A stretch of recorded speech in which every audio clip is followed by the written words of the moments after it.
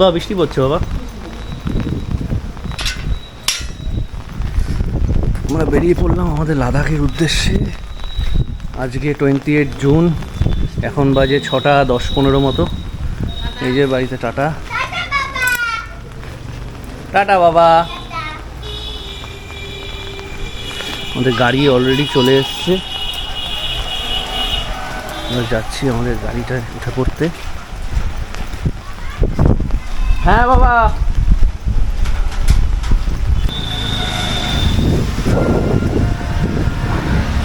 আমাদের গাড়ি মারুতি ইকো।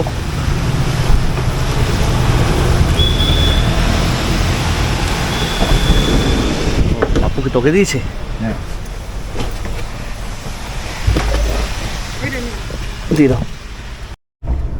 বাইরে দেখতেই পাচ্ছেন এখন বৃষ্টি হচ্ছে।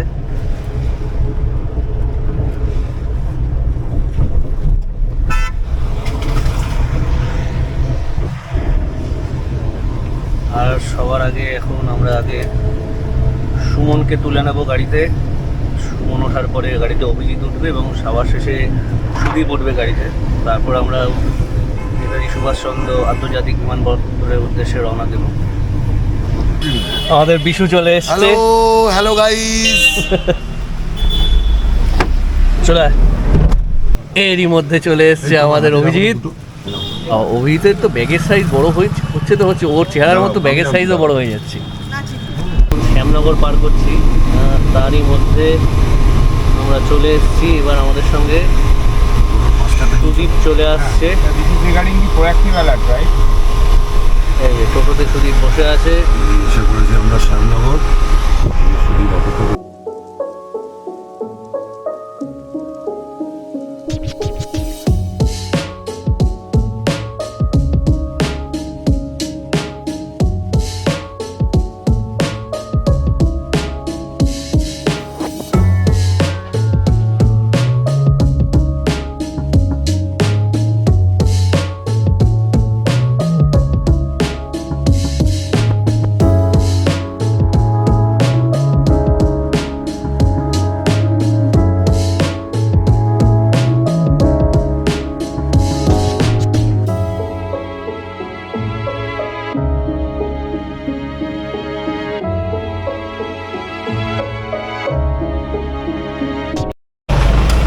অবশেষে কল্যাণী এক্সপ্রেসওয়ে আর বেলঘড়ি এক্সপ্রেসওয়ে আমরা পৌঁছে গেলাম নেতাজি সুভাষচন্দ্র আন্তর্জাতিক বিমানবন্দরে। এখনও অবধি আমাদের সঙ্গে এসে পড়েছে অভিজিৎ, সুদীপ আর বিশু, আর প্রমিত বাকি আছে। প্রমিত আসুক, তারপর প্রমিতকে দেখিয়ে দেবো আমরা। চলে এসছে প্রমিত।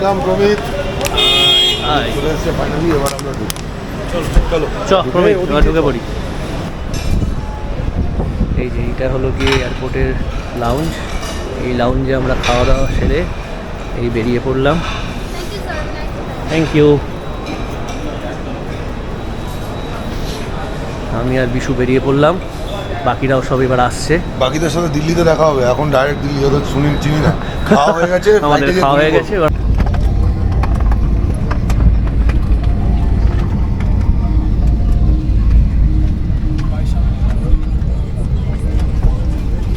আমরা কলকাতা এয়ারপোর্ট থেকে উঠে পড়েছি ফ্লাইট এখন যাবে দিল্লির উদ্দেশ্যে। আবার দিল্লিতে গিয়ে দেখা হচ্ছে আপনাদের সঙ্গে। আমরা নেমে পড়েছি দিল্লিতে ইন্দিরা গান্ধী ইন্টারন্যাশনাল এয়ারপোর্টে। এখন নামছি প্লেন থেকে। এটা দিল্লি ইন্দিরা গান্ধী ইন্টারন্যাশনাল এয়ারপোর্টের টার্মিনাল 3। এইখান থেকেই আমাদের পরবর্তী ফ্লাইট যেটা চণ্ডীগড়ের উদ্দেশ্যে যাবে সেটা ধরবো আমরা।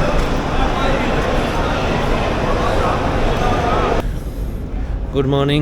দেখতে দেখতে রাতটা কাটিয়ে ফেললাম আমরা। আজকে 21শে জুন। আজকে আমরা এখন দিল্লি এয়ারপোর্ট থেকে 7:50 ফ্লাইট ধরে চণ্ডীগড়ের উদ্দেশ্যে রওনা দেব। অবশেষে আমরা উঠে পড়লাম দিল্লি থেকে চণ্ডীগড়গামী ফ্লাইটে। আবার চণ্ডীগড় নেমে আপনাদের সঙ্গে দেখা হচ্ছে।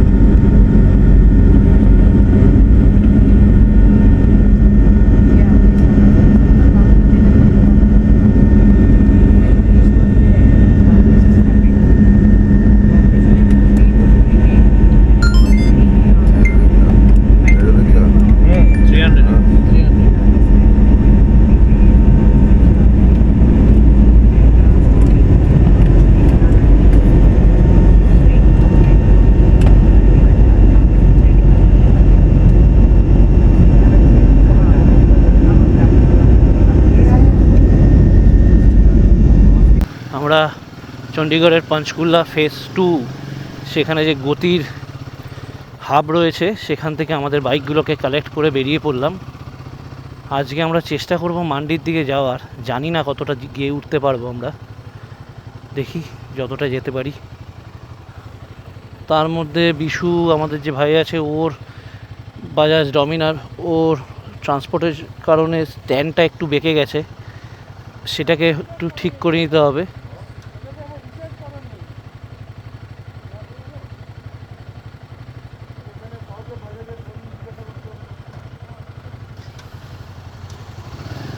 এই আমরা আগে যাচ্ছি বাজাজের শোরুমে, আর অলরেডি আমাদের সঙ্গে যাচ্ছে অভিজিৎ আর প্রমিত। ওদের বাইকেও টুকটাক একটুখানি সমস্যা হয়েছে, তাই ওরা রয়্যাল এনফিল্ডের যে সার্ভিস সেন্টার সেখানে গেছে। অনেকক্ষণ হয়ে গেছে, প্রায় 3:45 হয়ে গেছে, তাই আমরা একটু এখন দুপুরে লাঞ্চটা করার জন্য জায়গা খুঁজছি, কোথায় লাঞ্চটা করা যায়।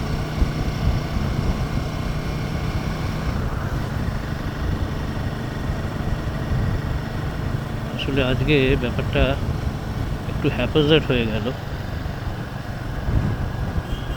প্রথমত বিশুর গাড়িতে কিছু সমস্যা ছিল, স্ট্যান্ডটা বেঁকে গেছিলো, ওটা ঠিক করতে হয়েছে। অভিজিতের গাড়ির একটা ইন্ডিকেটার যে সুইচটা দিয়ে দেয়, সেই সুইচ গিয়ারটাতে একটু প্রবলেম ছিল, সেটা একবার দেখাতে যেতে হলো রয়্যাল এনফিল্ডে। তাই আমরা খুব একটা বেশি দূর এগোতে পারিনি, কিন্তু সময় অনেকটা নষ্ট হয়ে গেছে। দেখা যাক, আমরা এখন একটু কোথাও একটা কিছু লাঞ্চ ফাঞ্চ করে নেব, করে তারপর চেষ্টা করব যতটা এগোনো যায়। আর টার্গেট তো প্রথমেই বলেছিলাম, আমরা যে মান্ডির দিকে যাচ্ছি।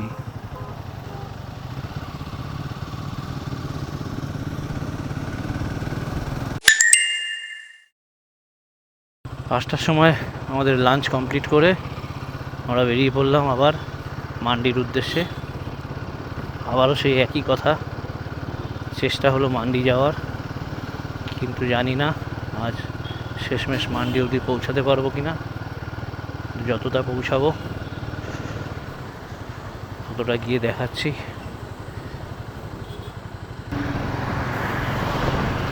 সেই কালকে রাতে ফ্লাইটে ওঠার পর থেকে জেগে আছি, তার জন্য একেবারে ঘুম পেয়ে গেছি। তাই আমরা একটু, আমি অভিজিৎ আর বিশু একটু দাঁড়িয়ে নিলাম। প্রমিত আর সুদীপকে বলে দিলাম আমরা যে একটু সামনে এগিয়ে গিয়ে কোনো ধাবা টাবা দেখতে পেলে যেন একটু দাঁড়ায়, যেখানে রেডবুল জাতীয় কিছু জিনিস যদি পাওয়া যায় তাহলে একটু খেয়ে নেওয়া যাবে।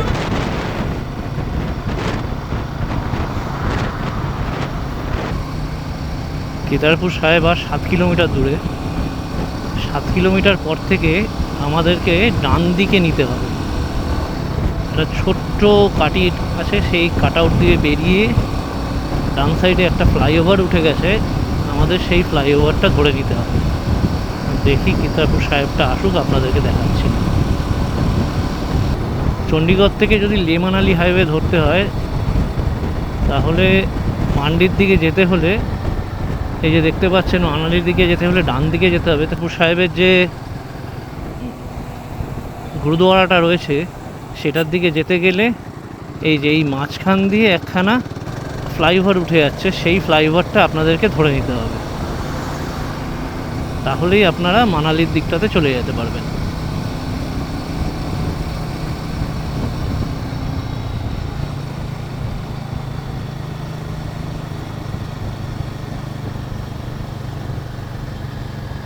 আমরা পাহাড়ের প্রথম দর্শন দেখতে পেয়ে গেলাম। জানি না কতটা বোঝা যাচ্ছে ক্যামেরাতে, কিন্তু আমি দেখতে পাচ্ছি, হালকা হালকা পাহাড় দেখতে পেয়ে গেলাম। তাহলে আমাদের লাদাখ যাত্রার প্রথম পাহাড় দর্শন শুরু হয়ে গেল। দারুণ রোমাঞ্চকর ব্যাপার। এতক্ষণ শুধু হাইওয়ে দিয়ে চালিয়ে খুব একটা মজা আসছিল না, এইবারেতে যেই মুহূর্তে পাহাড়টা দেখতে পেয়ে গেলাম অমনি মনের মধ্যে উৎফুল্লর পরিমাণটা যেন অনেক গুণে বেড়ে গেল।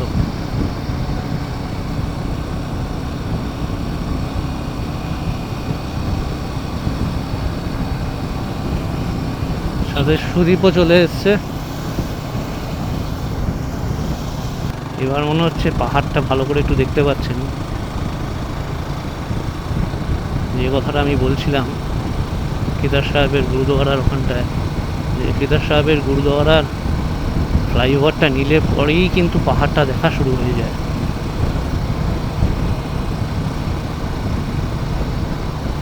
সামনে আসছে সুন্দরনগর। এই একটাই রাস্তা, এই রাস্তা দিয়ে সোজা চলে যাচ্ছে মান্ডি, এবং ওই দিক দিয়েই আমরা আবার আগামীকাল মান্ডি থেকে আমাদের যাত্রা শুরু করব। যদি আমরা মান্ডি পৌঁছাতে পারি তাহলে আমরা মান্ডি থেকে যাত্রা শুরু করব ঝাঁসকারের উদ্দেশ্যে, অর্থাৎ আগামীকাল যাব আমরা জিসপা। এখানে দেখতে দেখতে 7:47 বাজে দেখাচ্ছে, কিন্তু এখনও পুরোদমে আলো রয়েছে, তারই মধ্যে চাঁদ দেখা যাচ্ছে।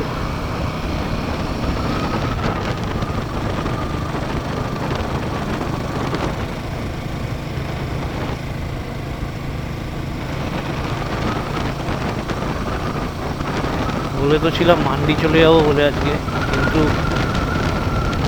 এখন বুঝতে পারছি না যে আদৌ মান্ডি আজকে পৌঁছাতে পারবো কিনা।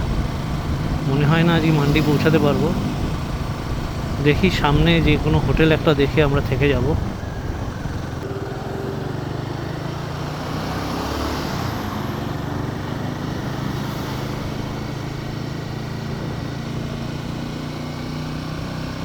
এরই মধ্যে চলে এলো প্রথম টানেল নাম্বার 1।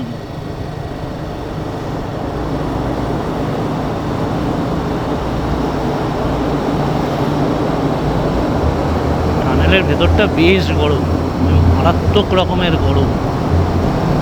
প্রচুর পরিমাণে এয়ার এক্সস্ট সিস্টেম চলছে, তবুও গরমের পরিমাণ কিন্তু যথেষ্ট বেশি।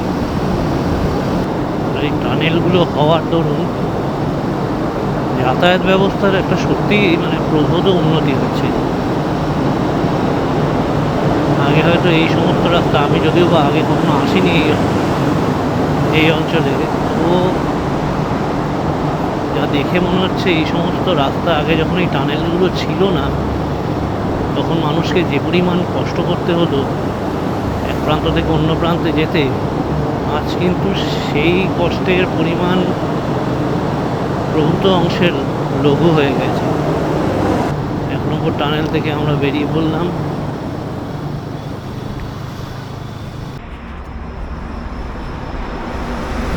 যেমনটা সন্দেহ করেছিলাম, আজ আমরা আর মান্ডিতে পৌঁছাতে পারিনি, তাই আমরা মান্ডি যাওয়ার পথেই একটা ডাইভারশন নিয়ে বিলাসপুর নামক একটা জায়গাতে এসে এখানে হামসাফার গেস্ট হাউস বলে একটা গেস্ট হাউসে থেকে গেলাম আজকে রাতটার জন্য।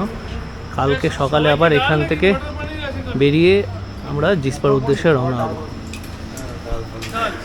Good night.